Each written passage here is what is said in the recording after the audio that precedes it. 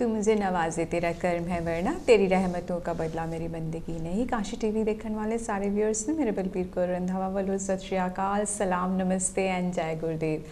ਦੋਸਤੋ ਲੈ ਕੇ ਹਾਜ਼ਰ ਹਾਂ ਤੁਹਾਡੇ ਲਈ ਹੈਲਥ ਟਾਕ ਸ਼ੋ, ਜਿਹਦੇ ਵਿੱਚ ਅਸੀਂ ਗੱਲਬਾਤ ਕਰਦੇ ਹਾਂ ਸਾਡੀ physical health, mental health, environmental health ਤੇ ਇਹਦੇ ਨਾਲ ਸਪਿਰਿਚੁਅਲ ਹੈਲਥ ਦੀ ਤੇ ਖਾਸ ਮੁੱਦੇ ਤੇ ਖਾਸ ਹੈਲਥ ਟੌਪਿਕ ਤੇ ਅਸੀਂ ਤੁਹਾਡੇ ਨਾਲ ਗੱਲਬਾਤ ਕਰਦੇ ਹਾਂ, ਜਿਹਦੇ ਬਾਰੇ ਅਵੇਅਰਨੈਸ ਦਿੱਤੀ ਜਾਂਦੀ ਹੈਗੀ ਹੈ। ਤੇ ਸਾਡੇ ਕਾਫੀ ਜਿਹੜੇ ਲਿਸਨਰਸ ਹੈਗੇ ਆ ਐਂਡ ਜਿਹੜੇ ਕਾਸ਼ੀ ਟੀਵੀ ਦੇਖਦੇ ਹੈਗੇ ਆ, ਉਹ ਚਾਹੁੰਦੇ ਸੀ ਕਿ ਅਸੀਂ ਹੋਰ ਲੈਬੋਰੇਟ ਕਰੀਏ ਔਨ ENT ਦੇ ਬਾਰੇ ਇਨਫੋਰਮੇਸ਼ਨ ਹੋਰ ਪ੍ਰੋਵਾਈਡ ਕਰੀਏ, ਜਿਹਦੇ ਵਿੱਚ ਈਅਰ, ਨੋਜ਼ ਐਂਡ ਥਰੋਟ ਸ਼ਾਮਿਲ ਹੁੰਦਾ। ਸੋ ਇਹ ਸਾਰੀ ਇਨਫੋਰਮੇਸ਼ਨ ਜਿਹੜੀ ਹੈਗੀ ਹੈ ਕਹਿੰਦੇ ਸਾਡੇ ਲਈ ਬਹੁਤ ਯੂਜ਼ਫੁਲ ਹੁੰਦੀ ਹੈਗੀ ਹੈ। ਲਾਸਟ ਅਸੀਂ ਜਿਹੜਾ ਸ਼ੋਅ ਸੀਗਾ ਉਹਦੇ 'ਚ ਵੀ ਕਾਫੀ ਇਨਫੋਰਮੇਸ਼ਨ ਦੇਣ ਦੀ ਕੋਸ਼ਿਸ਼ ਕੀਤੀ ਸੀਗੀ, ਜੋ ਕਿ ਕਾਫੀ ਪਸੰਦ ਕੀਤੀ ਗਈ ਸੀ ਸਾਡੇ ਵਿਊਅਰਸ ਨੂੰ, ਅਤੇ ਜਾਣਨਾ ਚਾਹੁੰਦੇ ਸੀ ਕਿ ਹੋਰ ਅਸੀਂ ਕੀ ਈਅਰ, ਨੋਜ਼, ਥਰੋਟ ਦੇ ਡਾਕਟਰ ਕੋਲੋਂ ਇਨਫੋਰਮੇਸ਼ਨ ਲੈ ਸਕਦੇ ਆ। ਸੋ ਕਈਆਂ ਨੇ ਇਹ ਕਿਹਾ ਸੀਗਾ ਸਾਈਨਸ ਜਿਹੜਾ ਹੈਗਾ ਉਹ ਆਉਣ ਵਾਲੇ ਸਮੇਂ ਦੇ ਵਿੱਚ ਸਾਡੀ ਹੈਲਪਫੁਲ ਹੋ ਸਕਦੀ ਹੈ। ਐਲਰਜੀ ਰਿਐਕਸ਼ਨਸ ਜਿਹੜੇ ਹੁੰਦੇ ਆ ਰਿਲੇਟਿਡ ਟੂ ਸਾਈਨਸ, ਉਹਦੇ ਬਾਰੇ ਜਾਣਕਾਰੀ ਜਾਣਨਾ ਚਾਹੁੰਦੇ ਸੀਗੇ। ਸੋ ਇਹ ਸਾਰੀ ਜਾਣਕਾਰੀ ਸਾਡੇ ਨਾਲ ਜਿਹੜੇ ਸਾਡੇ ਡਾਕਟਰ ਜੁੜੇ ਹੋਏ ਆ ENT ਦੇ ਸਪੈਸ਼ਲਿਸਟ ਡਾਕਟਰ ਸ਼ਸ਼ੀ ਜਿਹੜੇ ਹੈਗੇ ਆ, ਉਹ ਅੱਜ ਕਾਸ਼ੀ ਟੀਵੀ ਤੇ ਆਏ ਆ ਤੁਹਾਨੂੰ ਹੋਰ ਜਾਣਕਾਰੀ ਦੇਣ ਵਾਸਤੇ, ਜਿਹੜੀ ਕਿ ਸਾਈਨਸ ਦੇ ਬਾਰੇ ਹੈਗੀ ਹੈ ਐਂਡ ਐਲਰਜੀ ਜਿਹੜੀ ਰਿਲੇਟਿਡ ਟੂ ਸਾਈਨਸ ਦੇ ਨਾਲ ਹੁੰਦੀ ਹੈ, ਉਹਦੇ ਬਾਰੇ ਅਸੀਂ ਟਰਾਈ ਕਰਾਂਗੇ ਕਿ ਜਿੰਨੀ ਵੀ ਇਨਫੋਰਮੇਸ਼ਨ ਤੁਹਾਡੇ ਨਾਲ ਸ਼ੇਅਰ ਕਰ ਸਕੀ ਜਿਹੜੀ ਸਾਡੇ ਕੋਲ ਹੈਗੀ ਹੈ। ਅਗਰ ਵਕਤ ਨੇ ਇਜਾਜ਼ਤ ਦਿੱਤੀ ਤੇ will talk about little bit on year diseases ਜਿਹੜੇ ਹੁੰਦੇ ਆ, ਕੰਨਾਂ ਦੇ ਨਾਲ ਰਿਲੇਟਿਡ ਜਿਹੜੀਆਂ ਬਿਮਾਰੀਆਂ ਹੁੰਦੀਆਂ ਉਹਦੇ ਬਾਰੇ ਵੀ ਥੋੜ੍ਹੀ ਬਹੁਤ ਤੁਹਾਨੂੰ ਜਾਣਕਾਰੀ ਦੇਣ ਦੀ ਕੋਸ਼ਿਸ਼ ਕਰਾਂਗੇ। ਅਤੇ ਸਭ ਤੋਂ ਪਹਿਲਾਂ ਸਵਾਗਤ ਕਰਦੇ ਹਾਂ ਕਾਸ਼ੀ ਟੀਵੀ 'ਤੇ ਡਾਕਟਰ ਸ਼ਸ਼ੀ ਦਾ, ਜੋ ਆਪਣਾ ਕੀਮਤੀ ਟਾਈਮ ਕੱਢ ਕੇ ਸਾਡੇ ਵਿਊਅਰਸ ਨੂੰ ਇਨਫੋਰਮੇਸ਼ਨ ਪਹੁੰਚਾਉਣ ਲਈ काशी टीवी पे आए ने। सो डॉक्टर शशि आपका बहुत बहुत शुक्रिया काशी टीवी पर आने के लिए और अपना इतना कीमती टाइम जो सा है आप इतनी दूर से आए हैं सारी इन्फॉर्मेशन देने के लिए, शुक्रिया। और बहुत शुक्रिया बलबीर जी, अब मुझे बहुत पसंद आ गया कि मैं अभी पहले भी आया हूँ यहाँ पे और मुझे बहुत खुशी होती है, मुझे बहुत रात को अच्छी तरह से चैन के नींद आता है मुझे, क्योंकि मुझे लगता है कि मैं समाज के लिए कुछ अपने एक्सपीरियंस है, अपने जो नॉलेज है उससे वो मैं बांट सकता हूँ। तो this is a very good, बहुत नेक काम है और इसीलिए मैं सारे दर्शकों से यही उम्मीद करता हूँ कि उनको भी ये शो पसंद आएगा। तो डॉक्टर शशि, लास्ट टाइम जब आप आए थे हमने ENT के बारे में बात की थी कि ENT आपका स्पेशल एरिया है, उसमें आपने काफ़ी बताया कि ईयर, नोज़ एंड थ्रोट में कितनी चीज़ें इंक्लूड होती हैं कि मैनी थिंग्स जो उनसा 70% हमारी health I think is related to all those things. But आप एक्सपर्ट हैं, आपको ज़्यादा पता है इसके बारे में, बट आई थिंक इस काफ़ी जो उनसे हमारी हेल्थ है related to ear, nose and throat से है। और उसमें आपने वॉइस के बारे में भी बताया था, जिनको वॉइस डिसऑर्डर भी होता है, तो उसकी भी आपने काफ़ी अच्छी इन्फॉर्मेशन शेयर की एंड आई होप जो उनसे हमारे व्यूअर्स हैं उनको काफ़ी इनसे इंफॉर्मेशन मिली होगी। पर आज का जो उनसा हमारा टॉपिक है साइनस एंड एलर्जी के बारे में, तो इसके बारे में थोड़ा सा आप बताएं। पर इससे पहले आप बता दें जो उनसे हमारे व्यूअर्स फर्स्ट टाइम आपको देख रहे हैं कि आप क्या करते हैं, कहाँ से हैं, और ENT आपका स्पेशल एरिया ये तो अब सब जानते हैं, लेकिन जो उनसे फर्स्ट टाइम आपको देख रहे हैं उनको थोड़ा सा आप अपना इंट्रोडक्शन बता दें। मैं डॉक्टर शशि प्रसाद हूँ, मैं ENT हेड नेक सर्जरी का कंसल्टेंट हूँ, कमेंट्री में काम करता हूँ मैं। और ये स्पेशलिटी बहुत महत्वपूर्ण है, क्योंकि जैसे आपने कहा था इसमें कान, नाक, गला इसकी बीमारियाँ हैं, गर्दन का भी जो भी तकलीफ़ है वो भी हम देखते हैं। और एक बहुत उन्नति कर रहे हैं हम, इस प्रगति है इस स्पेशलिटी में। तो काफ़ी सारी बीमारियां हैं यहाँ पे आते हैं। और समाज में आप देखेंगे तो आजकल साइनसाइटिस और एलर्जी का तो थोड़ा दौर शुरू होने वाला है, कि अभी एलर्जी सीज़न शुरू होगा, तो इसीलिए मैंने सोचा कि आज मैं ये एलर्जी और साइनसाइटिस के बारे में दर्शकों से बात करूँगा। Thank you doctor Shashi. सबसे पहले हम जानना चाहेंगे कि साइनस होता क्या है, व्हाट इज़ साइनस, है ना, सिंपल भाषा में अगर हम पूछे। कई बार हम साइनस जो उससे कई और रिलेटेड इश्यूज़ भी होते हैं, लेकिन just as a simple word में आप हमारे व्यूअर्स को अगर बताएं कि साइनस है क्या। तो साइनस एयर फिल्ड स्पेस जो है नाक के पास में जो है उसको हम साइनस बोलते हैं। तो 4 मेन तरह के साइनसेस हैं, 4 किस्म के हैं। माथे के पीछे वाला है जिसको फ्रंटल साइनस बोलते हैं, आँखों के बीच में है उसको इथमोइडल साइनस बोलेंगे।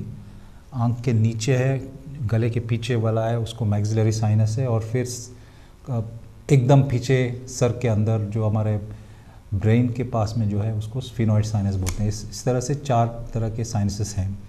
जो साइनसेस के बारे में मैं दर्शकों से ये कहना चाहता हूँ कि सबसे पहले ये इजिप्शियंस ने इसका वर्णन किया था। सो 3700 to 1500 BC, 1300 to 1500 BC, इस टाइम में इजिप्शियंस ने इसका वर्णन किया था।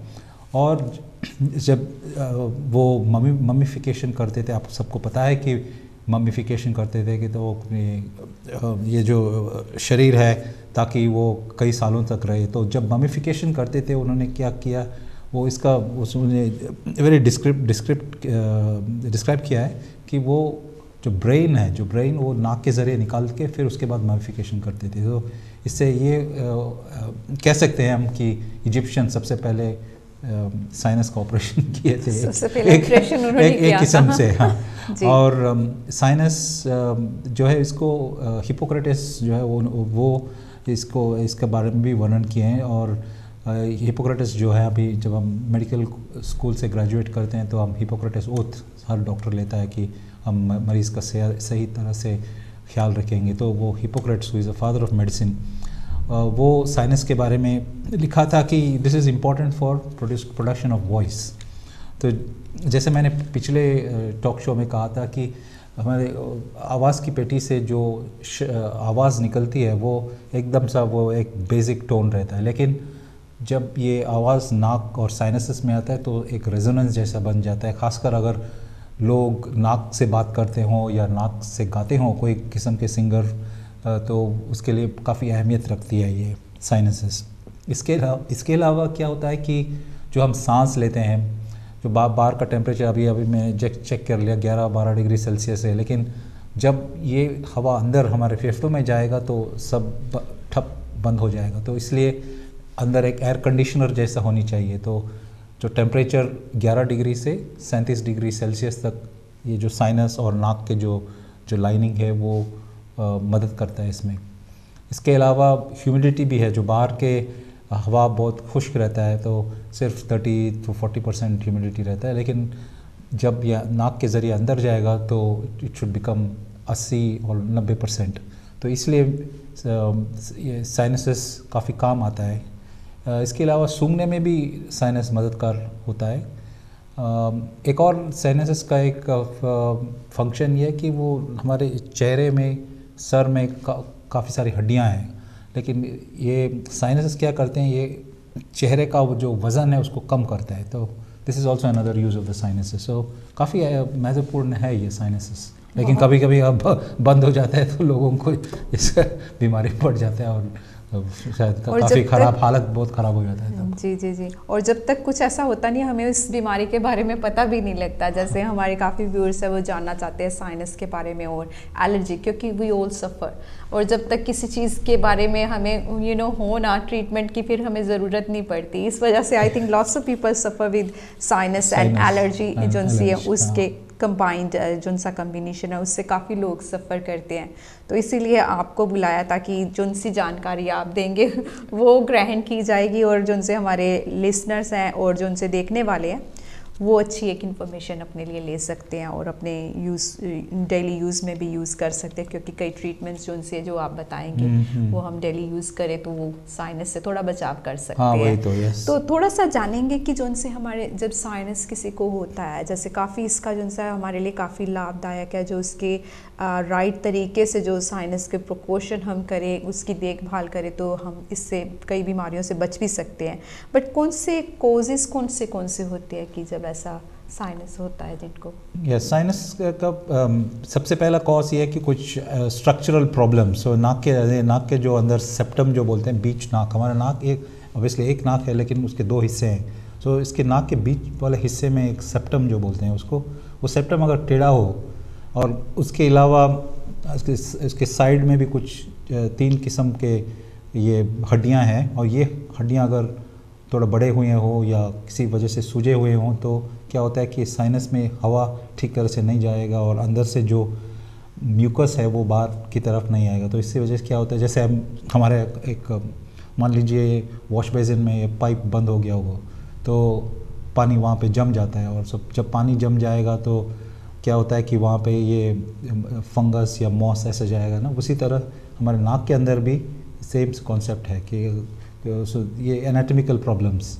दूसरा एक कॉज रहेगा एलर्जी की वजह से कभी कभी साइनसाइटिस हो सकता है। तीसरा कॉज है वैस्कुलाइटिस जो बोलते हैं। ये वैस्कुलाइटिस एक ऐसी बीमारी है जो हमारे शरीर के विभिन्न अंगों पर इसका प्रभाव है।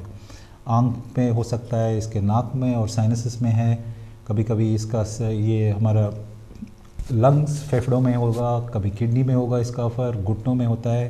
This is vasculitis. So vasculitis की वजह से साइनसाइटिस हो सकता है कोई मरीज़ों को।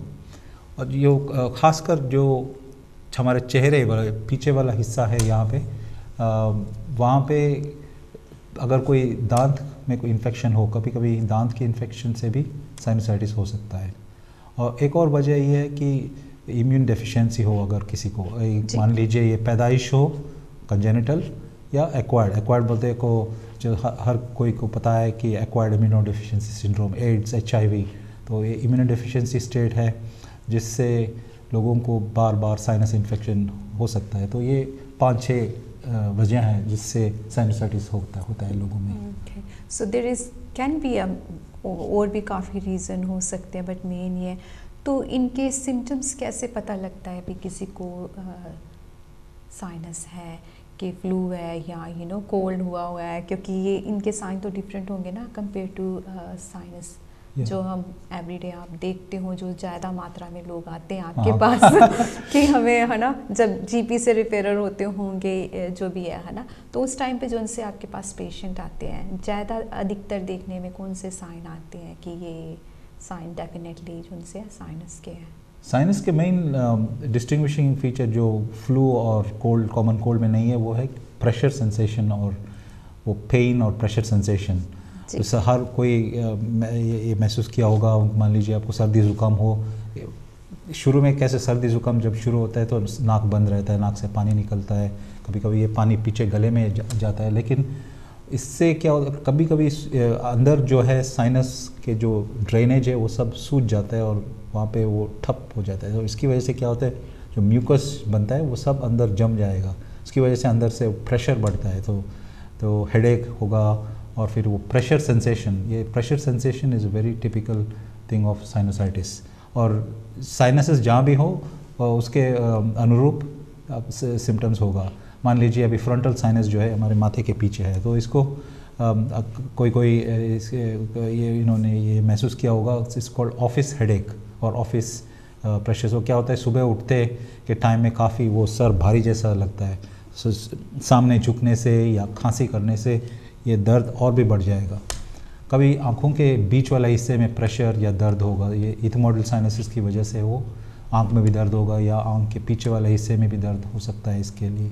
इससे अगर मैक्सिलरी साइनस जो मैंने कहा वो अपने चेहरे के बीच वाला हिस्से में है, गले के पीछे, तो क्या होगा कि यहाँ पे आँखों के नीचे काफ़ी दर्द होगा या दांत में भी दर्द होगा। तो this are some of the features of sinusitis. और जो स्फीनोइड साइनस है वो एकदम सा पीछे है, वो हमारा दिमाग के पास वाला हिस्सा में है, तो सबसे ऊपर यहाँ पे सर में काफ़ी दर्द होगा लोगों को, तो दैट इज़ स्फीनोइड साइनस। तो यही खासियत है साइनोसाइटिस की। अलग अलग तरीके के हैं और उनके साइन एंड सिम्टम्स भी अलग हैं। फ्लू और कोल्ड के साइन तो आते ही आते हैं, इसके साथ जो उनसे आपने बताया स्पेसिफिक एरियाज़ पर भी हैं, क्योंकि हम सोचते हैं बस यहीं का एरिया, जैसे आपने बताया माथे पर भी, सिर पर भी और चीक्स की साइड्स पर भी हो सकते हैं, तो अलग अलग ये भी है। नहीं तो हम सोचते हैं शायद कुछ और ऐसा ये नहीं हो सकता और हम अपना आप उपचार करना चालू कर देते हैं, जिसमें है कि काफ़ी वाइल्ड एरिया है, जिसमें डॉक्टर जो है वो बता सकता है कि सो इसको पता कैसे लगता है भी किसी को साइनस है का? ये मेन थिंग कि दर्द और प्रेशर। सो साइनोसाइटिस को डायग्नोस करने के लिए 3 तरीके होते हैं। एक तो सिम्टम्स, दूसरा साइंस जो है जो डॉक्टर देखते हैं, और फिर इन्वेस्टिगेशंस। इसमें मेनली CT स्कैन अगर करेंगे तो सिम्टम्स जो हमने अभी बात किया, प्रेशर सेंसेशन और पेन। ये पेन और प्रेशर सेंसेशन ये सबसे अहमियत है ये साइनोसाइटिस के डायग्नोसिस में। इसके अलावा नाक काफ़ी सा बंद रहता है और नाक से पानी जब आता है, साइनोसाइटिस में थोड़ा ज़्यादा ही बलगम निकलता होगा। कभी कभी ये हरा रंग का होता है, कभी पीला रंग का, कभी काफ़ी बदबूदार भी होगा। और इसके अलावा सूंघने की शक्ति भी कम हो जाता है। ख़ास आई मीन ऑब्वियसली फ्लू और हमारे कॉमन कोल्ड में भी होगा ये, लेकिन नाक से जो हमारा सूंघने की शक्ति है वो कम हो जाता है इससे, और नाक भी बंद हो जाता है, जो साइनोसाइटिस में होता है और कॉमन कोल्ड में भी है। लेकिन साइनोसाइटिस में थोड़ा ज़्यादा ही म्यूकस प्रेशर सेंसेशन, ये एक खासियत है साइनोसाइटिस के लक्षण। और फिर जब एग्जामिनेशन करेंगे इसके लक्षण है कि जब नाक के अंदर हम दूरबीन डाल के देखेंगे तो जो साइड वाला हिस्सा है वहाँ से पस निकलता होगा, या नाक के अंदर जो हड्डियाँ हैं वो सूजे हुए होंगे, कभी कभी पॉलिप्स भी रहेंगे। दिस इज़ ऑन इसके लक्षण है। और सीटी स्कैन करेंगे तो उसमें पता लगता है कि साइनोसाइटिस होगा या नहीं। सो काफ़ी ट्रीटमेंट ऑप्शन भी होंगे इसके, तो हमें वो भी बता दें कि जो उनसे ट्रीटमेंट ऑप्शन है, ताकि पहले ट्रीटमेंट से पहले जो हम घर में कर सकते हैं या जिसकी ज़रूरत ना पड़े जीपी या आपके पास आने की ऑपरेशन कराने, तो पहले जो उनसा उसका उपचार हम कर ले कि हमें जीपी पर ना जाना पड़े या सर्जरी ना करवाएं, तो उसका प्रिकॉशन अपनी जो उनसी हेल्थ हम आप कर सकें। तो इसमें कुछ तरीके हैं जो अब घर पे बैठे बैठे वीक्षक ये इसका उपयोग कर सकते हैं जी। मेनली इस प्रिवेंशन में बताता हूँ कि जितना हो सके तो प्रिवेंशन होनी चाहिए जी। मैं यही कहना चाहता हूँ कि जैसे आप घर के अंदर कोई चोर घुसने के लिए आप तौर तरीके लेंगे, उसी तरफ ऐसा करें कि घर के अंदर चोर न घुसे। तो ये जहाँ तक हो सके दरवाज़ा, सामने वाले दरवाज़ा बंद रखनी चाहिए, वहाँ पे सिक्योरिटी रिंग होनी चाहिए, ताकि फिर वरना क्या होगा कि ये चोर अंदर आएगा। फिर अगर मान लीजिए अभी घर में काफ़ी सारे कमरे हों, इसी तरफ एक्चुअली हमारे साइनसेस भी काफ़ी सारे हैं, लगभग 20 किस्म के साइनस हैं अंदर। तो मान लीजिए एक घर में 20 कमरे हो और आप कहाँ जाएं चोर को पकड़ने के लिए, तो इसलिए सबसे इम्पोर्टेंट है कि आप वहीं अपने फ्रंट डोर पे ही वो चोर को रोक दीजिएगा, वहीं पकड़ लीजिए। तो प्रिवेंशन के लिए क्या कर सकते हैं कि फर्स्ट पता करना है कि किस वजह से साइनोसाइटिस होता है।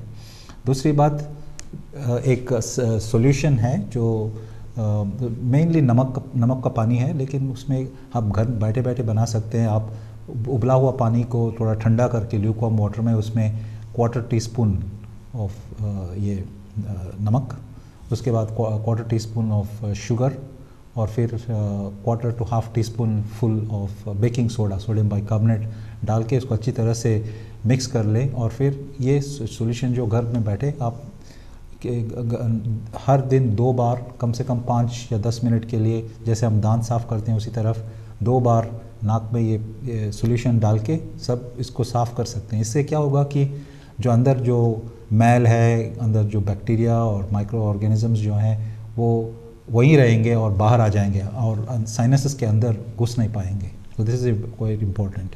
एक मैं सॉरी यहाँ पर पूछना चाहूँगी, जो उनसा सोल्यूशन है डॉक्टर साहब, वो कैसे डालना है, कि कोई प्रिकॉशन करना है कि किस चीज़ में डालकर करना है, यहाँ से पानी के ग्लास में ही कर लेना है या कोई स्पेशल उसके लिए इक्विपमेंट चाहिए होती है? इसके लिए एक्चुअली 3 किस्म के तरीके हैं। एक तो आप ये सॉल्यूशन अपने हाथ में डालिए और इस तरह से इसको सूंघ सकते हैं आप। तीनों चीज़ें जो उनसी है मिक्स करके फिर थोड़ा वो अपने हाथ में ऐसे उसको डाल के फिर नाक बंद करके ऐसे सूंघना है, वॉश बेसिन के ऊपर देख के। फिर क्या होगा, ये पानी अंदर जाएगा और दूसरी तरफ नाक से बाहर आ जाएगा। तो दिस इज़ वन टेक्निक, लेकिन this is not very effective. एक और टेक्निक है, जो सिरिंज है वो 5 और 10 ml सिरिंज जो किसी फार्मेसी में मिलेगा, उससे कर सकते हैं। लेकिन एक इम्पॉर्टेंट चीज़ है, it's called pot, Neti pot बोलते हैं, जो एक वो किस्म के वो अपना केटल की तरह है ये, और उसमें एक लंबा सा ऐसा एक एक्सटेंशन है। तो ये आपको इंटरनेट में मिलेगा जी। तो इसके अंदर डालेंगे और फिर इस तरह से वॉश बेसिन के सामने झुक के फिर इसको आप करेंगे, तो क्या होगा कि ये जो सॉल्यूशन है वो सीधा अपने टारगेट पे जाएगा। तो तो वही इम्पोर्टेंट। तो इसको अगर ये उपयोगकार होना चाहिए तो वहाँ पे जहाँ पे साइनसेस है वहाँ जाना चाहिए, वरना सिर्फ नाक के सामने वाले हिस्से में आएगा और फिर बाहर आ जाएगा, तो इससे कोई इसका फ़ायदा नहीं होगा। तो मैं यही कहना चाहता हूँ कि आप ये नेटी पॉट जो है वो इंटरनेट में मिलेगा, वो यूज़ करेंगे तो वो और भी असरदार होगा। क्योंकि फ़ायदा उस चीज़ का है जो आप प्रॉपरली करें। जैसे आपने बताया कि ऑप्शंस हैं आपके पास, आप हाथ में लेकर भी कर सकते हैं। जैसे सूंघना होता है उस तरीके से सूंघने की तरीके से कर सकते हो तुसी।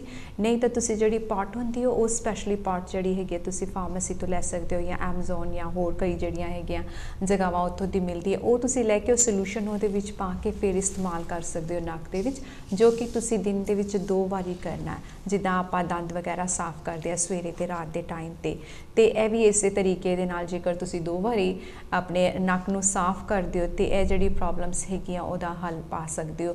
ਜਿੱਦਾਂ ਡਾਕਟਰ ਸਾਹਿਬ ਨੇ ਕਿਹਾ ਵੀ ਜਿਹੜਾ ਚੋਰ ਹੈ ਉਹਨੂੰ ਅੰਦਰ ਆਉਣ ਤੋਂ ਰੋਕ ਸਕਦੇ ਹੈਗੇ ਹੋ ਕਿ ਬਿਫੋਰ ਉਹ ਹੋਰ ਕਿਤੇ ਵੀ ਜਾ ਕੇ ਫੈਲੇ, ਬਿਕੋਜ਼ ਸਾਈਨਸ ਜਿਹੜਾ ਹੋਰ ਕਿਸੇ ਜਗ੍ਹਾ ਤੇ ਵੀ ਫੈਲ ਸਕਦਾ ਹੈਗਾ, ਉਹਦੇ ਨਾਲ ਹੋਰ ਰਿਲੇਟਡ ਪ੍ਰੋਬਲਮਸ भी हो सकती हैं। Anything else you want to mention doctor Shashi? तो इसके अलावा एक तीसरा जो है उसको वो टॉपिकल स्टेरॉइड्स हैं, जो नाक के अंदर स्टेरॉइड्स स्प्रे यूज़ कर सकते हैं हम। ये स्टेरॉइड स्प्रे कोई स्टेरॉइड आपको काउंटर में मिलेगा, बूट्स में जाएंगे लॉयड्स फार्मेसी में मिलेगा, कभी कभी इसका प्रिस्क्रिप्शन भी चाहिए होता होगा, लेकिन ये स्टेरॉइड स्प्रे है, लेकिन ये सिर्फ नाक के अंदर इसका असर रहता है, ये खून में नहीं जाएगा। तो इससे क्या होगा, ये जो साइड इफ़ेक्ट्स है स्टेरॉइड से, तो वो स्टेरॉइड के साइड इफ़ेक्ट नहीं है। So it's very safe to use. Even 3 या 4 साल के बच्चों भी ये इसका इस्तेमाल कर सकते हैं विदाउट एनी साइड इफ़ेक्ट। कई अरसे तक यूज़ कर सकते हैं, महीनों तक या सालों तक यूज़ कर सकते हैं, इसका उपयोग कर सकते हैं। तो ये नेज़ल स्टेरॉइड्स है। जब आप मान लीजिए स्पेशलिस्ट के लिए इंतज़ार करते हो, आजकल वेट इतना ज़्यादा है NHS में, तो तब तक आप अपने हाथ में ये है कि आपका जो साइनस का प्रॉब्लम है ये आप अपने खुद पे अपने एक्चुअली लिटरली अगर आप हाथ में आप ये इरिगेशन करेंगे तो your health is actually in your hands, literally it is in your hands. एकदम सही बात है। एक तरफ से हाँ, तो जब तक आप ये स्पेशलिस्ट का इंतज़ार करेंगे तो ये यूज़ करते रहिए घर पे, ये नेज़ल फ्लशिंग, फिर ये जो मैंने कहा वो स्टेरॉइड स्प्रे आप घर पे बैठे बैठे कर सकते हैं। एक और है भाप गर्म पानी का, उबला हुआ पानी का वो जो भाप जो है वो स्टीम इनहेलेशन बोलते हैं, उसमें कुछ डालने की ज़रूरत नहीं है, steam. This is also quite important.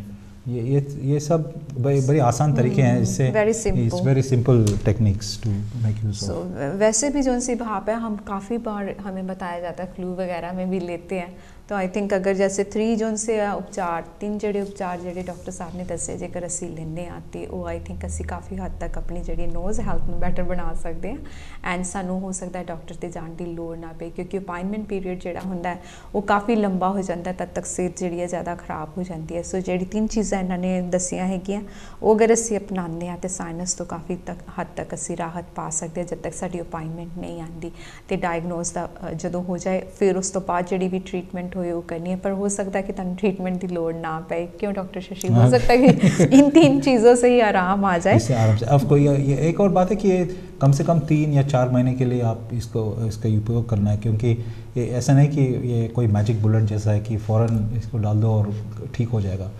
ये स्टेरॉइड स्प्रे जो है उसका असर होने में 2 हफ्ते लगते हैं, कभी कभी 6 हफ्ते लगता है, तो इसलिए इसका लगातार प्रयोग करना है, वरना क्या होगा कि आप कुछ 1-2 दिन के लिए आप इसका यूज़ करेंगे तो फिर कोई फ़ायदेमंद नहीं होगा। और इसमें मैं फिर से एक कहना चाहता हूँ कि टेक्निक इज़ इम्पॉर्टेंट। टेक्निक जो है तो ऐसा करना है, इसका स्प्रे डालने से पहले क्या करना है, नाक साफ़ कर लीजिए, फिर वो जो बॉटल है उसके अंदर जो दवाई है उसको अच्छी तरह से हिलाइए, शेक वेल बिफोर यूज़ जो बोलते हैं, फिर सामने झुक के फिर क्या करना है, उसको स्प्रे जो है उसको अंदर डालना है नाक के अंदर, दूसरी तरफ अपने उंगली से नाक बंद कर ले ताकि सिर्फ एक तरफ से वो स्प्रे जाए, तो दाएं तरफ जाना हो तो दाएं, बाएं तरफ हो तो बाएं तरफ। और it's also better to use it the opposite hand. मैं ऐसा बोलता हूँ एक्स फैक्टर जैसा है ऐसा, तो एक्स फैक्टर टेक्निक, तो आपको दाएं तरफ जाना हो तो इस बाएं हाथ से करना है और वैसे वर्सा। तो इससे क्या होगा, वो जहाँ पे साइनसेस हैं वहाँ पे जाएगा और दवाई और बेहतर असरदार होगा।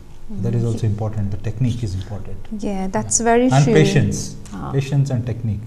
क्योंकि कई बार होता है डॉक्टर शशि जो उनसे हम कोई भी चीज़ इस्तेमाल करते हैं, स्पेशली हम बीइंग एशियन है ना, कि हम चाहते हैं अभी अभी उसका असर अभी हो जाए। जैसे आपने बताया थोड़ा अरसा लगता है, तो धीरज रखनी पड़ेगी कि ये नहीं कि आज आपने दवाई डाली है तो कल उसका असर हो सकता है। एस जो सा स्प्रे है स्टेरॉइड जो सा स्प्रे है उसमें 2-3 वीक्स लग जाते हैं और उसके बाद भी हो सकता है कि टाइम लगे, बट कीप ऑन डूइंग जब तक आपकी डॉक्टर की अपॉइंटमेंट नहीं आती।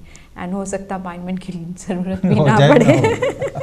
ऑफ कोर्स आखिरकार अगर इससे फ़ायदा नहीं हो तो इवेंचुअली ऑपरेशन करना पड़ता है। कुछ छोटे से हिस्से में हम ऑपरेशन करेंगे, लगभग 20 या 30% मरीज़ों में। ज़्यादातर लोग बगैर ऑपरेशन के ही ठीक हो जाते हैं। तो और कोई लोग तो ऑपरेशन नहीं करना भी चाहते हैं। लेकिन ये ऐसा है कि ऑपरेशन के बाद भी ये जो मैंने कहा इम्पोर्टेंट है, भाप लेना, जो नेज़ल इरिगेशन करना है और स्टीरॉयड, तो ऑपरेशन के बाद ऐसा नहीं कि ऑपरेशन कर दिया बस छोड़ दिया इसको। सो प्रिकॉशन फिर भी लेना पड़ेगा जो उनसी चीज़ें मेंशन किया। जर्नली हेल्थ जो उनसी साइनस की अगर बेहतर बनाना चाहते तो ये चीज़ें करते रहिए बेसिकली, उससे आपकी साइनस की हेल्थ जो उनसी ठीक रहेगी। तो अब चलेंगे थोड़ा सा जो सा साइनस का जो सा असर है एलर्जी के साथ भी रिलेटेड माना गया है डॉक्टर शशि। तो एलर्जी जो उनसी है इसका क्या साइनस में और कितना प्रभाव पड़ जाता है जिनको एलर्जी होती है? सो साइनसाइटिस के एक वजह एलर्जिक राइनाइटिस है। और जी। तो क्या होता है एलर्जी में, क्या होता है ये एनवायरनमेंट में जो एलर्जी है कॉमनेस्ट जो बोलते हैं सीजनल एलर्जी है, और फिर साल भर रहता है जो पेरेनियल बोलते हैं। तो जी। सीजनल जो है वो पोलन की वजह से, ट्री पोलन जो स्प्रिंग टाइम में है, फिर ग्रास इट्स इन समर, और फिर moulds and ragweed in the autumn time. तो ये पोलन की वजह से है। फिर एलर्जी साल भर होगा। अगर किसी को हाउस डस्ट से एलर्जी हो, या हाउस डस्ट के अंदर जो कीटाणु हैं बहुत छोटे छोटे हैं, तो सिर्फ इलेक्ट्रॉन माइक्रोस्कोपी के ज़रिए देख सकते हैं। लेकिन ये डस्ट के अंदर ये जो हाउस डस्ट माइट बोलते हैं वो, उसकी वजह से भी एलर्जी होगा। एक और बात है, कोई लोगों को कोई घर में कोई कुत्ता हो, बिल्ली कोई पालते हों, तो उनकी उससे भी हाउस ये कैट एंड डॉग डैंडर बोलते हैं, उससे भी एलर्जी हो सकता है। This is the allergens in the environment. तो क्या होता है, ये एलर्जन नाक के अंदर जाएगा, और फिर अंदर क्या होता है उससे वहाँ पे जो एक लाइनिंग जैसा है। मैं फिर वही कहना चाहता हूँ, जैसे मैंने कहा कि हमारे घर के सामने वाले जो दरवाज़ा है उसको बंद करके रखिए, लेकिन एक बार अंदर वो जो म्यूकोसा लाइनिंग है वो अगर किसी भी वजह से उसमें कुछ डैमेज हो तो क्या होगा, ये एलर्जन अंदर भीतरी तह पे जाएगा। तो उससे फिर क्या होगा, वहाँ पे काफ़ी सारे सेल्स हैं, और उसकी वजह से क्या होगा, ये जो एलर्जी में आप महसूस करते हैं, ये नाक बंद रहना या नाक से पानी आना, छींके आना, ये सब शुरू होगा। तो यही बेहतर है कि एलर्जी को रोक दिया जाए और उसको प्रिवेंट करें। तो एलर्जी जो उनसे आपने बताया कि कई जो उनसे घर की चीज़ें हैं उनसे भी हो सकती हैं। सो अगर कोजेज़ कहें तो ये काफ़ी कोजेज़ हैं जो कि हमारे इन्वायरमेंटल में शामिल है। साइनस के जो उनसे हैं, चाहे वो बाहर की कोजेज़ हो चाहे घर की हो। तो एक क्लीनिंग जो उनसे हाइजीन क्लीनिंग भी घर में ज़रूरी है ताकि उन साइनस से बचा जा सके। अगर उनको, जैसे हमारे व्यूअर्स को अगर पता है कि उनको इन चीज़ों से, जब वो कपड़े साफ़ ना हों घर में, तकिया वगैरह कह लें या रज़ाई जो उनसी है उसको रेगुलर वॉश करना है और कैसे ड्राई करना है, ये भी टेक्निक्स होती हैं जो कि प्रिवेंशन हो सकती हैं हमारे साइनस में, है ना जी। अगर किसी को house dust might say allergy हो तो यही बेहतर है, रेगुलर तकिया और जो रज़ाई ये सब कुछ चेंज करने, कर्टन्स को चेंज करने, और फिर घर में जो धूल है उसको हम साफ़ करें, कारपेट को साफ़ करना है रेगुलरली। इस सब से वो जो पोलन और एलर्जन है वो कम हो जाएगा। तो दैट इज़ क्वाइट इम्पॉर्टेंट। और फिर घर में एक और कर सकते हैं, ये एयर प्यूरीफायर भी होता है, कभी कभी मिलेगा आपको, इंटरनेट में मिलेगा एयर प्यूरीफायर। तो वो होम एयर प्यूरीफायर यूज़ कर सकते हैं इसका इस्तेमाल। जैसे गाड़ियों में पोलन फ़िल्टर है तो उसी तरह घर में भी एक एयर प्यूरीफायर लगा सकते हैं। और मान लीजिए ऑफिस में काम करते हो तो वहाँ पे वेंटिलेशन और ये एयर प्यूरीफायर भी लगा सकते हैं। इसकी अहमियत हमने कोविड-19 पैंडमिक के टाइम में हमको पता लग गया है वेंटिलेशन कितना ज़रूरी है। तो इन सब चीज़ों से हमारा जो सिम्टम्स है कम हो सकता है। ओके। एंड सेम विद जो उनसे बच्चे होते हैं उनको भी एलर्जी हो जाती है, एंड जो उनसे आँखों में पानी आना या कई चीज़ें होती हैं, जैसे हमने लास्ट टाइम भी बात की थी कि कई परफ्यूम भी हो सकते हैं, कुछ ऐसे चीज़ें जो आई थिंक पेरेंट्स को अगर पता लगता है कि हमारे बच्चे को इससे एलर्जी है और उसका साइनस ख़राब हो रहा है, तो वो चीज़ें अवॉइड कर सकते हैं, या डेली रूटीन में वो लिख सकते हैं कि ये चीज़ें हैं, इनसे कुछ ना कुछ होता है बच्चे को या बुजुर्ग है जो भी है, तो वो अवॉइड किए जा सकते हैं कि नहीं। वो अपनी लिख कर भी देख सकते हैं भी आज इससे हुआ है, क्या डेफिनेटली इससे ही एलर्जी है हमें या कुछ ऐसा भी है। अगर रेगुलर इस चीज़ से हो तो फिर ऐसे परहेज कर सकते हैं। हाँ, ये भी परहेज कर सकते हैं। और आई मीन आजकल तो बच्चों सब ये अपना ऐप यूज़ कर सकते हैं। एक ऐप भी है जिससे पता लगता है कि बच्चों को कि क्या एलर्जी हो। तो कभी इस वाले पीढ़ी में जो बच्चे हैं सब डिजिटल ईरा है, सो कुछ ऐप्स आते हैं अभी गूगल और एप्पल वेबसाइट्स से we can download this apps and make and monitor it. और कुछ आप एलर्जी के बारे में कहना चाहेंगे डॉक्टर शशि? एलर्जी के बारे में कहना चाहता हूँ कि एलर्जी का कभी कभी ये अस्थमा के साथ इसका संबंध रहता है। तो एलर्जी के ऐसा है कि अस्थमा में 1/3 लोग उनको एलर्जिक राइनाइटिस है।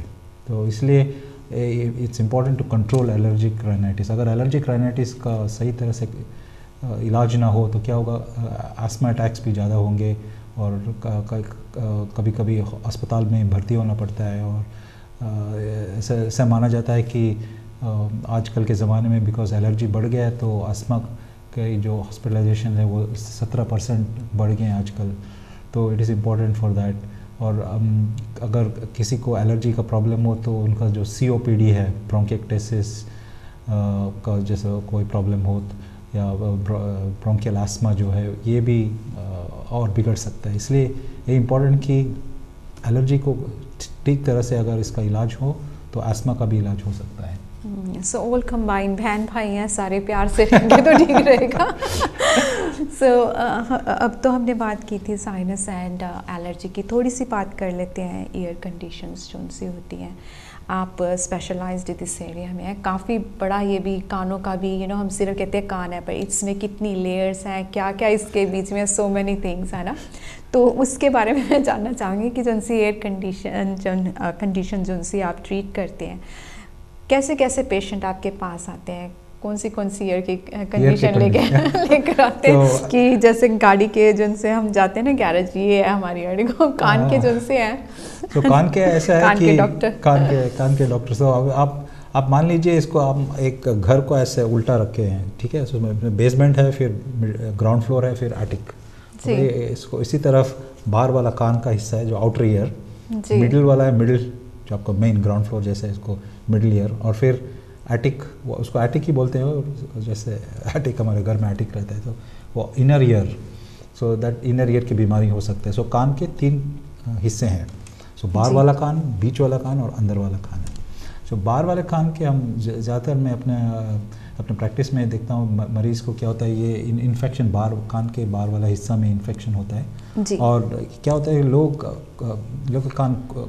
कान खुजलने लगता है तो क्या होता है, वो लोग कुछ ना कुछ पेन या और कुछ चीज़ें डालते हैं अंदर और खुजली करना शुरू करते हैं। कोई लोग ये जो मैल जो है ना, वैक्स जो बोलते हैं उसको, एक्चुअली इसका गलत नाम है, वो मैल नहीं है, वैक्स इज़ एक्चुअली गुड। तो ये ऐसे करते हैं, नहाने के बाद लोग कुछ ना कुछ डाल के जैसे वो अपने शरीर को साफ़ करते हैं उसी तरफ समझने लगते हैं कि हर बार हम नहाएंगे तो उसके बाद हमको कान के अंदर भी साफ़ करना है। लेकिन क्या होगा, जो इसके बीच क्या आता है कि अंदर जो यहाँ की चमड़ी जो है वो उसमें कट हो जाता है और फिर कान के बाहर वाला हिस्सा में इन्फेक्शन हो सकता है। ये काफ़ी दर्दनाक है। कोई ये जो महिला मरीज़ हैं वो बोलते हैं कि ये जैसे वो अपने बच्चे पैदा करते हैं ना, उस तरफ जो इट्स लाइक दैट, लाइक कान का दर्द ऐसे लेबर पेन, कान का दर्द इज़ लाइक लेबर पेन, काफ़ी दर्दनाक है वो। और कोई लोग ऐसे है कि वो अपने को सुसाइडल भी कर सकते हैं क्योंकि काफ़ी दर्द है वो। और बाहर वाले कान के हिस्से जो आप देखते हैं वहाँ पे भी इन्फेक्शन हो सकता है, लाल होगा, सूज जाएगा और यहाँ पे मवाद भी आता है। फिर कान के बीच वाला हिस्सा है वो जो मिडिल ईयर मैंने कहा, तो वहाँ पे सुनाई के वो जो हड्डियाँ हैं, 3 किस्म की हड्डियाँ हैं। ऐसा है कि कान के अंदर हमारे शरीर के सबसे छोटा वाला हड्डी है, it's only about 1.3 millimetres, that's a dimension. So ये हड्डी हमारे बदन में 206 हड्डियाँ हैं, उसमें से सबसे छोटा वाला हड्डी जो है कान के बीच वाला हिस्से में है, जो इससे हम सुनते हैं। तो इसकी बीमारी हो सकता है अगर उसमें इन्फेक्शन हो या किसी भी वजह से वो जो वहाँ पे कान में 3 हड्डियाँ हैं वो एक इंटरलॉक्ड मैकेनिज़्म है, अगर वो डिटैच हो गए हैं तो फिर क्या होगा, आवाज़ ठीक तरह से नहीं जाएगा और सुन नहीं पाएंगे। और फिर कान के एक और इन्फेक्शन है कि वो मेनियर्स डिजीज़ जो बोलते हैं, उसमें क्या होता है कि कान में प्रेशर होगा या कान में ये आवाज़ आएगी, गूंजने की आवाज़, या सुनाई देना भी कम होगा। और फिर कान के अंदर वाला हिस्सा है जो इनर ईयर, तो वहाँ पे उनके नस में एक ट्यूमर हो सकता है कभी कभी, जिसकी वजह से भी सुनाई देना कम होता है या आवाज़, खासकर सिर्फ एक तरफ से ये आवाज़ गूंजता हुआ ना, इट इज़ वेरी इंपॉर्टेंट, इसका नज़रअंदाज नहीं करनी चाहिए क्योंकि कभी कभी ट्यूमर हो सकता है कान के अंदर। सो अगर किसी को सिर्फ एक तरफा ये आवाज़ हो कान के अंदर और या सुनाई कम देता हो तो फ़ौरन इसका ट्रीटमेंट करना है, आप स्पेशलिस्ट से मुलाकात करके उसका स्कैन करवाना है, तो कान के अंदर वाला हिस्सा की बीमारी भी है। सो काफ़ी बीमारियां जिहड़ी हैगियां डॉक्टर साहब ने दसिया कि खांदियां हैगियां रिलेटेड कि भी काफ़ी बीमारियां जिहड़ियां हैगियां साडे कान च होंदियां। 3 हिस्सियां दे विच इहनूं डिवाइड किया गया है। सो तिन्ने हिस्से जिहड़े हैं बहुत इंपोर्टेंट ने, पर मेन गल जिहड़ी हैगी है जो डॉक्टर शशि ने मैंशन की है, जेकर तुहाडे एक साइड ते कान च दर्द होंदा है या एक साइड ते तकलीफ हैगी तो बहुत जरूरी है कि तुसीं ओह दिन जिहड़ी हैगी आ ओहदे बारे होर जांच पड़ताल करो, अपने जीपी ने जरूर दसो। सो थोड़ा जिहा होर जाणांगे डॉक्टर शशि कोलों कि जिहड़ा कई बच्चों नूं भी ईयर इन्फैक्शन हो जाता है, ज़्यादातर साडे कोल पेरेंट्स आते हैं कहते भी ईयर इन्फैक्शन साडे बच्चे नूं बहुत हो जाता है। सो अज डॉक्टर शशि कोलों थोड़ा जिहा इहदे बारे पूछते हैं। डॉक्टर शशि, कई जो उनसे होते हैं, हमारे व्यूअर्स कहते हैं कि जो उनसे बच्चे हैं स्पेशली उनको बहुत जल्दी ईयर इन्फेक्शन हो जाता है, उसके क्या कारण होते हैं? बड़े होकर ठीक हो जाते हैं, लेकिन जब छोटे बच्चों को ज़्यादा बार बार ईयर इन्फेक्शन होता है तो उसका क्या कारण होता है और क्यों होता है?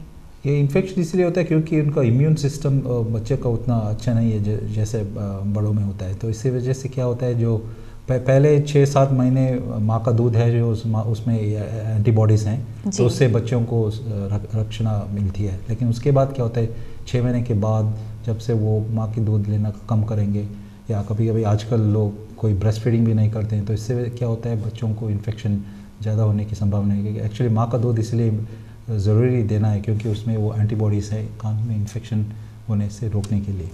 उसके बाद क्या होता है कि ये इन्फेक्शन का जो है उसके लिए डिफेंस मैकेनिज़्म है, ये डिफेंस मैकेनिज़्म 2 या 3 साल तक ठीक नहीं रहेगा। तो इसलिए क्या होता है कि 6 महीने से 2-3 महीने तक बार बार इन्फेक्शन हो सकता है लोगों को। कभी कभी कुछ बच्चों को और ज़्यादा भी होगा।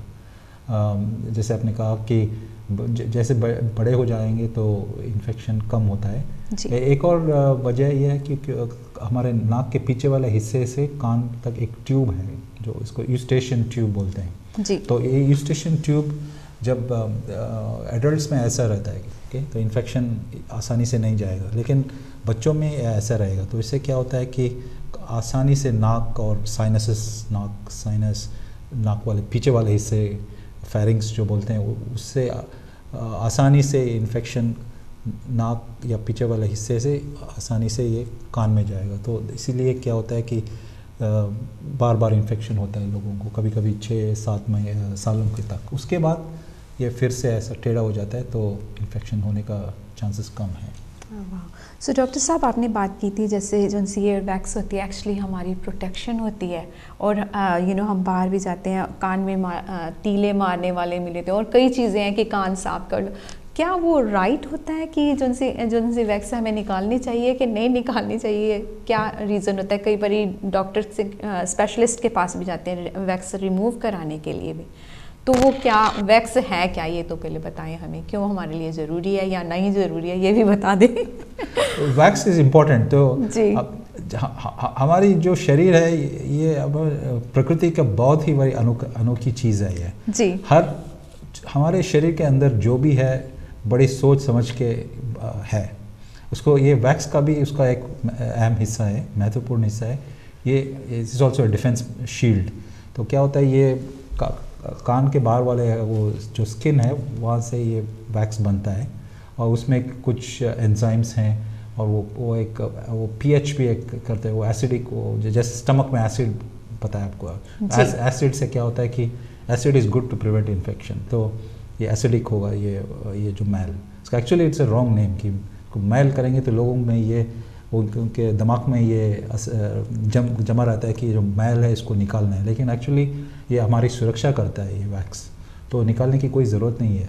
और एक नेचुरल टेक्निक भी है जो अपर आपको मैल या ये जो वैक्स है उसको निकालेंगे तो ये चूइंग गम चबा सकते हैं, तो क्या होगा वो चबाने से अंदर से जो वैक्स है वो आसानी से धीरे धीरे बाहर आएगा, तो नेचुरल मैकेनिज़्म इज़ देयर। तो और थोड़ा बहुत अगर ये वैक्स रहे तो उसकी कोई परवाह नहीं करनी चाहिए, लेकिन क्या करते हैं लोग जो वैक्स है उसको निकालने की कोशिश करते हैं, तो इस कोशिश में क्या होता है वहाँ पे इन्फेक्शन होता है और कभी कभी ऐसा भी है कि उसको अंदर और घुसा देते हैं।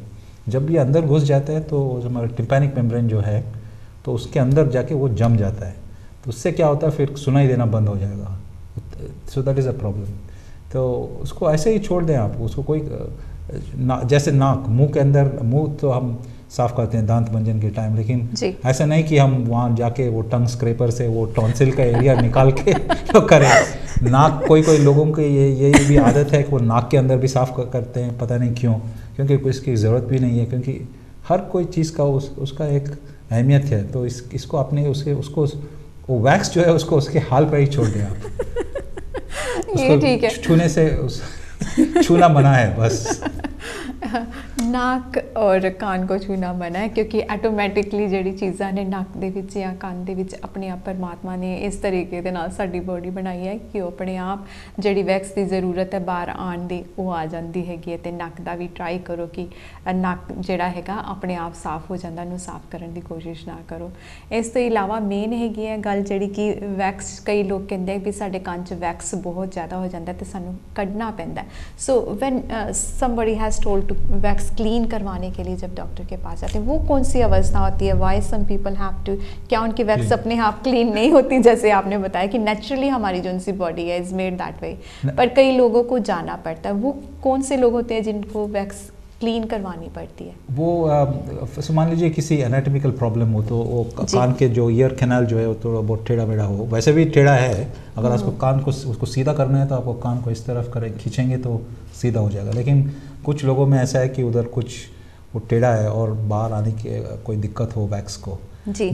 कुछ लोगों में ऐसा है कि वो कान के अंदर बाल हैं तो ये बाल भी वो वैक्स को बाहर आने से रोकता है, तो इसकी वजह से भी हो सकता है। और कभी कभी अगर आप कान ज़्यादा साफ़ करेंगे तो वो जैसे डिफेंस मैकेनिज़्म है तो इसीलिए तो और भी वैक्स बन जाता है। चौथी बात है कि कोई लोग वैक्स ज़्यादा बनाते हैं किसी और के मुकाबले में, तो तब भी जमा हो सकता है। लेकिन जब ये वैक्स जो है अंदर जाके बैठ जाता है टिम्पैनिक मेम्ब्रेन, तभी उसका साफ़ करना है, वरना इसके करने की कोई ज़रूरत नहीं, क्योंकि कुदरत की ये बड़ी अच्छी बात है कि इवन 50% ब्लॉक हो जाए तो हमको सुनाई देगा। सिर्फ कान के अंदर पानी ना जाने दें, क्योंकि कभी कभी ऐसा महसूस करें कि शावर के बाद अब क्या होता है वो वैक्स जो है वो टेम्पररी सूज जाता है, तो उसमें पानी जम जाता है, तो सुनाई देना थोड़ा कम होगा। तो सिर्फ कान के अंदर पानी ना घुसने दे, बस, और कुछ नहीं करने की ज़रूरत है। सो कोई हेल्थ टिप्स जो प्रिकॉशन हम अपने कानों को बेहतर बनाने के लिए, उनकी हेल्थ बेटर करने के लिए हम क्या कर सकते हैं? जैसे आपने बताया साइनस का, कुछ ऐसा भी तरीका है कि बस छुओ ना। तो ओके, तो कान के बाहर वाला हिस्सा जो है जो इन्फेक्शन, तो उसके लिए छुओ ना। ज़्यादातर लोग कहते हैं कि वो कुछ नहीं करेंगे, लेकिन वो उनकी आदत है, तो ओटाइटिस है वो इन्फेक्शन जो है, इन्फेक्शन अगर आप रोकना चाहेंगे तो कान के अंदर कुछ भी ना डालें बस।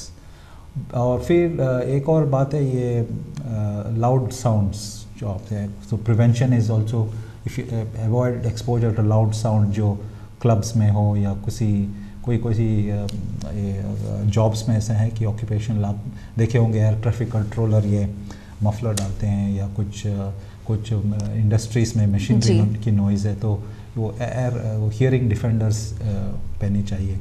और क्लब्स और पब्स में जब जाएंगे तो वहाँ पे आवाज़ थोड़ा कम करें या एक्सपोजर थोड़ा कम ही रखें।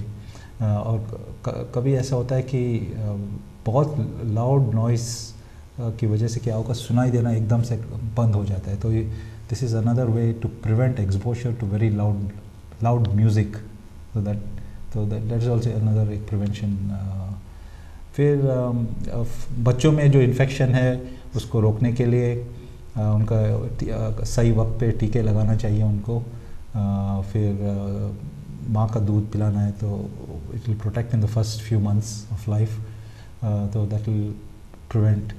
और फिर ये एक ग्लू ईयर जैसा सुना होगा आप, कान के अंदर जी। जो ये पानी जम जाता है, तो अगर आप इसकी एक वजह है साइनस का कोई प्रॉब्लम हो तो कान में इन्फेक्शन हो सकता है। तो इसीलिए क्या है कि ये ज़रूरी है कि नाक और साइनस के जो इन्फेक्शन है उसका सही तरह से इलाज करें, क्योंकि इन्फेक्शन नाक से कान के अंदर ना जाए। This is another way to prevent. So सब चीज़ की देखभाल करनी ज़रूरी है एंड प्रिवेंशन, जैसे चोर को आने से पहले घर में पहले उसको बाहर से भगाना। तो जिसके लिए डॉक्टर शशि ने हमें काफ़ी सारी टिप्स दी हैं जो हम घर में अपना सकते हैं अपने ईयर्स को बेटर बनाने के लिए, और साइनस हमें ना हो, इसकी तकलीफ हमें ना झेलनी पड़े, इसके लिए काफ़ी सारे हमें आज टिप्स मिले हैं जो कि हम अपना सकते हैं और इनसे हम राहत पा सकते हैं।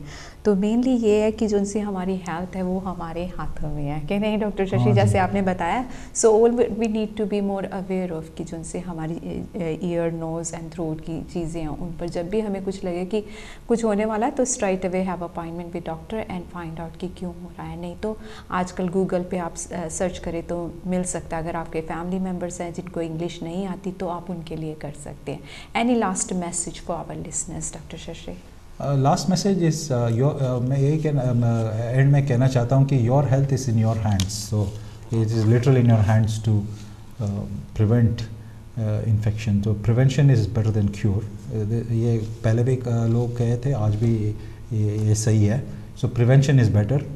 एंड आजकल ये वेटिंग टाइम्स है NHS में, तो इसलिए जैसे मैंने साइनस के लिए कहा था, ये नाक साफ़ करने के लिए दिन में 2 बार, फिर रेगुलर स्टीरॉयड यूज़ करना है, सही तरीके से यूज़ करना है। तो इससे क्या होगा कि साइनस इन्फेक्शन बढ़ ना जाए और उसके कॉम्प्लिकेशंस ना हो। तो ये ज़रूरी है कि आप सही तरह से इसका इलाज और इसका यूज़ करें। तो यही कहना चाहता हूँ कि prevention is better than cure, your health is in your hands. Thank you so much doctor Shashi. ये ਨਾਲ ਹੀ ਸਾਡਾ ਅੱਜ ਦਾ ਹਾਲ ਟੋਕ ਸ਼ੋ ਇੱਥੇ ਹੀ ਸਮਾਪਤ ਹੁੰਦਾ ਹੈ। ਮਿਲਾਂਗੇ ਨੈਕਸਟ ਵੀਕ ਕਿਸੇ ਹੋਰ ਗੈਸਟ ਦੇ ਨਾਲ। ਤਦ ਤੱਕ ਦੇ ਲਈ ਮੈਨੂੰ ਦਿਓ ਇਜਾਜ਼ਤ। ਜੈ ਗੁਰਦੇਵ।